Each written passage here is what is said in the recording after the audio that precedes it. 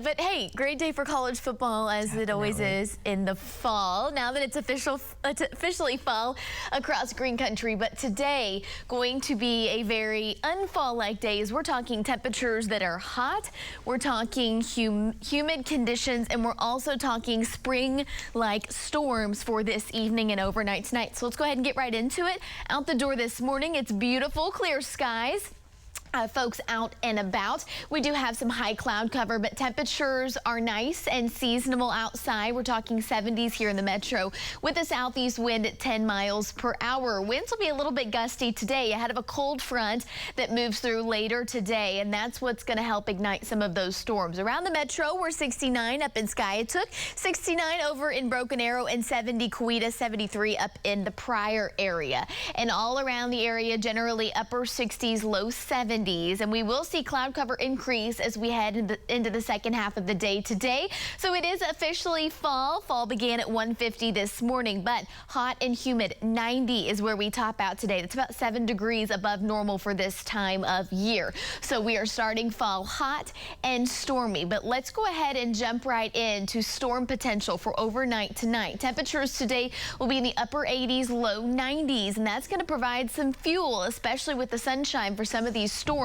that move through later today. We're also going to have quite a bit of moisture from all of that humidity that'll help with the storm potential as well. So here's our storm zone. We're at a level 3 out of 5 risk from Okmulgee up into the metro and the Veneta, Pryor, and southeastern Kansas area. This extends even farther north up into Missouri and Kansas, and then a level 2 out of 5 risk for the rest of our area. So a big severe weather risk for tonight. We're talking all modes of severe weather possible. Tornado risk is not 0, so something to keep an eye on, not something to be scared of, but something to be aware of. And then we're also talking wind and big hail potential. Also going to have a flooding risk tonight as well, as we're going to have some areas that could see rainfall amounts from 1 to 3 inches and locally heavier 4 to 6 inches. So let's go ahead and walk you through this. That boundary is going to hang out to our northwest this afternoon. It's possible that we see a pop-up thunderstorm this afternoon north of the metro.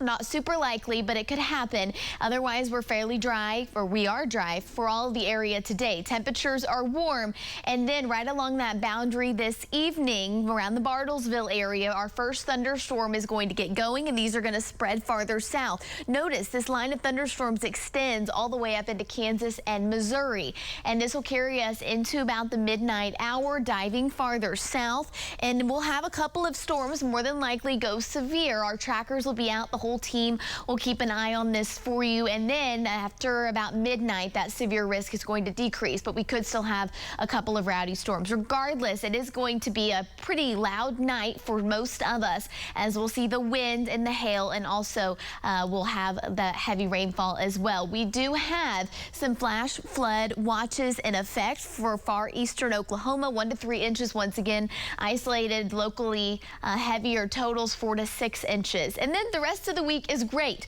But once again, tonight is the night to keep an eye on the sky. Trackers will be out. We'll be sure to keep you up to date with the latest, but it is a spring-like storm setup, so just something to be aware of.